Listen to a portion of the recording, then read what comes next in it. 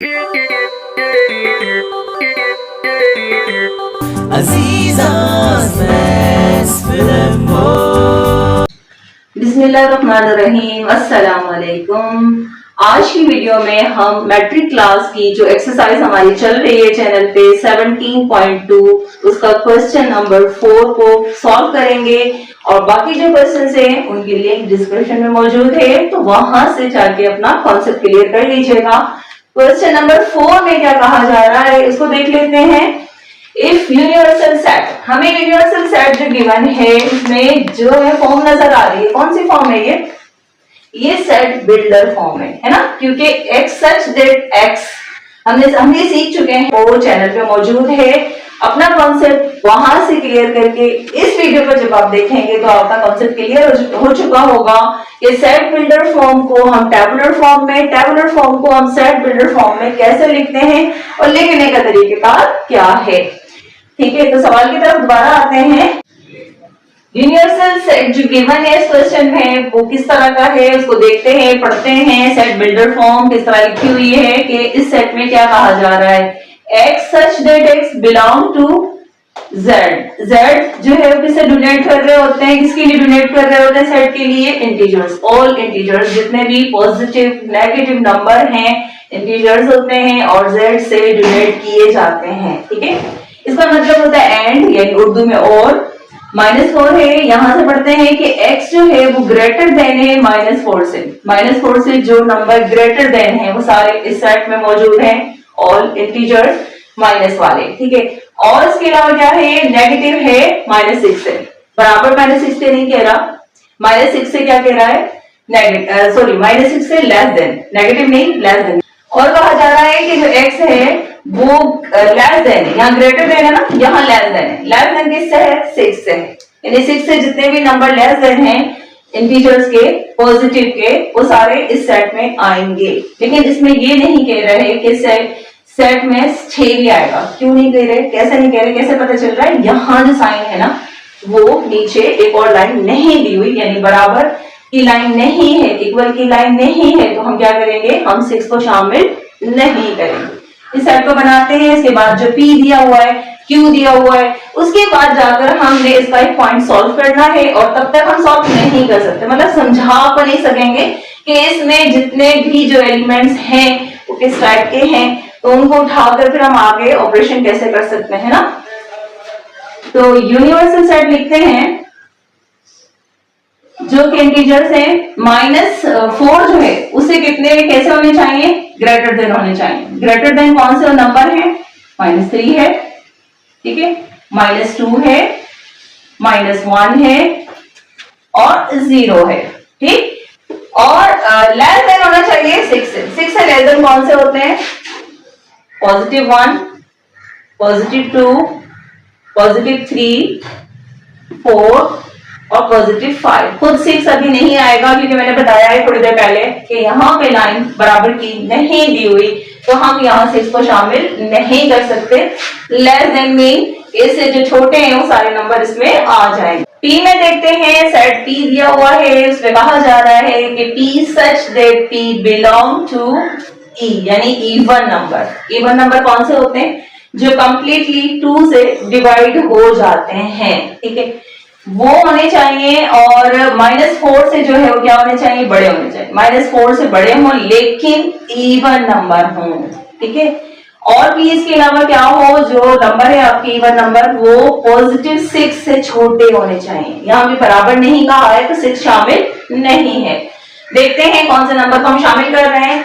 -2 से बड़ा लेकिन इवन, ठीक है, -2, -4 से बड़ा लेकिन इवन नंबर, -2 हो गया। अच्छा, यहाँ पे -3 क्यों नहीं दिया हमने, वो इवन नहीं है ना।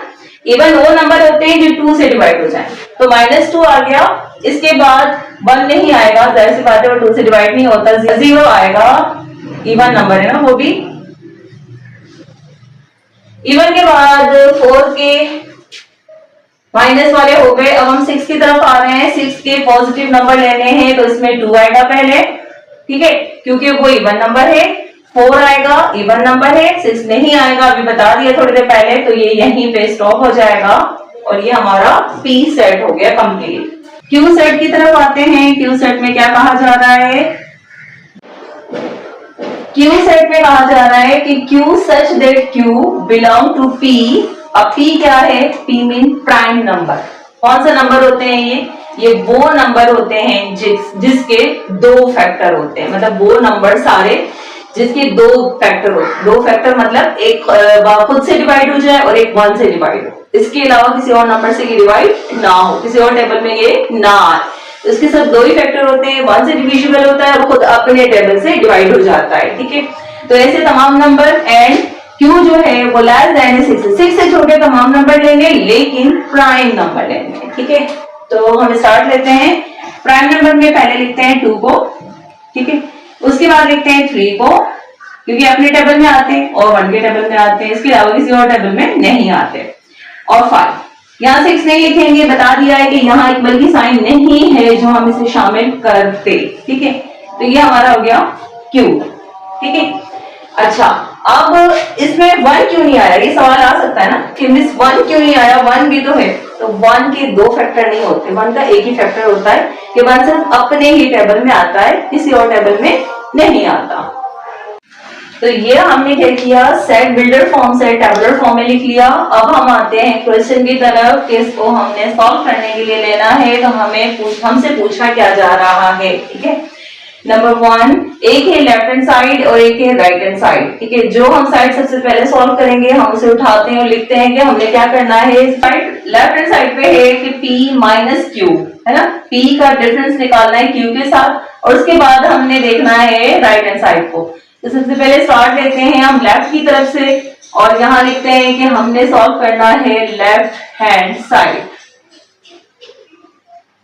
ठीक, उसमें क्या पूछा जा रहा है? p भी चाहिए हमें और q भी चाहिए डिफरेंस निकालने के लिए। तो p डिफरेंस q,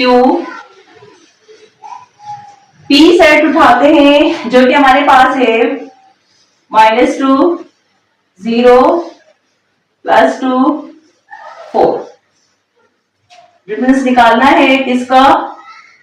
q का, और q हमारे पास है 2 3 5। ठीक, p का डिफरेंस q सेट हमारे पास आया। कैसे मालूम करते हैं? सीख चुके हैं वैसे हम। ये जो कॉमन है कैंसिल करते हैं, ये हो गया कैंसिल आउट। अब जो रह गए हैं रहने वाले कौन से एलिमेंट उठाने हैं? सिर्फ p के। क्यों? क्योंकि p जो है वो पहले है और q बाद में है, तो q को नहीं देखना, इग्नोर कर देना उसके एलिमेंट्स को, p को उठाना है। p का डिफरेंस q में चेक कर रहे हैं, तो p के बचे हुए एलिमेंट्स हमारा आंसर होगा, और ये हमारा आंसर हो गया। ठीक, अब हम आते हैं राइट हैंड साइड की तरफ। क्या पूछा जा रहा है कि p जो है इंटरसेक्ट करना है लेकिन q कॉम्प्लीमेंट के साथ। हमारे पास q तो है, q कॉम्प्लीमेंट तो नहीं है, तो हम इंटरसेक्ट कैसे करें? यकीनन हमें सबसे पहले कॉम्प्लीमेंट मालूम करना होगा और ये भी हम सीख चुके हैं। कैसे करते हैं कॉम्प्लीमेंट? हम जानते हैं कि यूनिवर्सल सेट से माइनस कर दिया जाए q सेट तो रिजल्ट आएगा q कॉम्प्लीमेंट, है ना। तो हम काम कर रहे हैं राइट हैंड साइड पे। ठीक है, और राइट हैंड साइड में सबसे पहले हम मालूम करने जा रहे हैं q कॉम्प्लीमेंट। q कॉम्प्लीमेंट के लिए हमें चाहिए सबसे पहले यूनिवर्सल सेट, है ना। तो हमने उठाना यूनिवर्सल सेट जो कि है -3 -2 -1 0 1 2 3 4 5। हमने ऑल नंबर ले लिए किसके? यूनिवर्सल के। ठीक है, और सबसे पहले यूनिवर्सल लिखा जाता है डिफरेंस निकालने के लिए। उसके बाद वो नंबर जो यूनिवर्सल सेट से माइनस होगा या जिसका हम कॉम्प्लीमेंट मालूम करने जा रहे हैं वो बाद में लिखा जाता है। तो हमने यहाँ लिखना है डिफरेंस निकालना है q का, है ना। q क्या है? 2 3 और 5। क्या करना होता है कॉम्प्लीमेंट में कि हमने लेने हैं वो नंबर जो यूनिवर्सल में रह जाएं सेट में। ठीक है, और ये वाले सेट जो है इसके और इसके कॉमन एलिमेंट्स को हमने कर देना है कट आउट। ये हो गया, सारे नंबर कट आउट हो गए क्यू के। अब यूनिवर्सल से कौन से बच रहे हैं नंबर हमारे पास? -3, -2, -1, 0, 1 है ना। 2, 3 कट चुका, अच्छा 4 भी बच रहा है यहां से। ये आ गया कॉम्प्लीमेंट, कॉम्प्लीमेंट आ चुका है। अब उठाना है p और इंटरसेक्ट करना है q कॉम्प्लीमेंट से, ठीक है। तो यहां से हमने देखना है कि p सेट चाहिए इंटरसेक्ट करने के लिए q कॉम्प्लीमेंट के साथ। p को उठाएंगे, p सेट क्या है हमारे पास? -2, 0, 2, 4, ये p सेट है हमारे पास, ठीक है।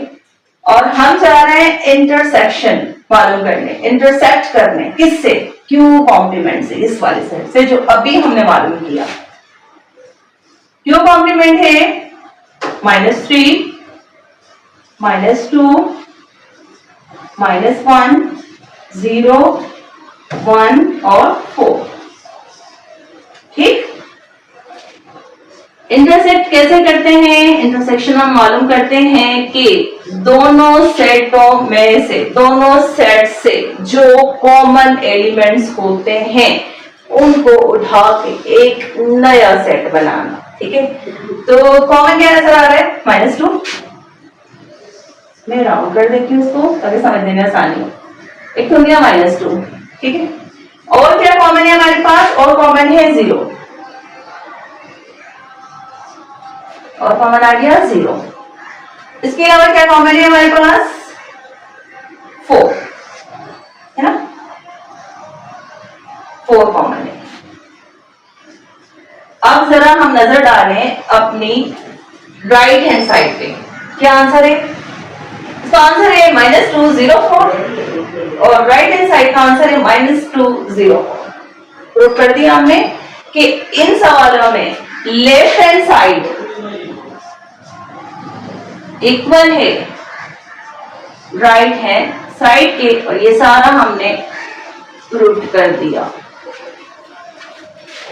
तो ये वाला हमने सिर्फ एक ही क्वेश्चन सॉल्व किया, यानी क्वेश्चन नंबर 4 में पॉइंट नंबर 1 सॉल्व किया है, लेकिन इसके मजीद जो पॉइंट है स्टूडेंट को यकीनन समझ आ चुका होगा। इस तरह के पहले सवाल जो है उसके लेफ्ट और राइट साइड होती है, चाहे आप राइट हैंड साइड को पहले उठाएं या लेफ्ट को, आंसर बहरहाल आपके पास इस तरह प्रूफ होकर इक्वल ही आएगा।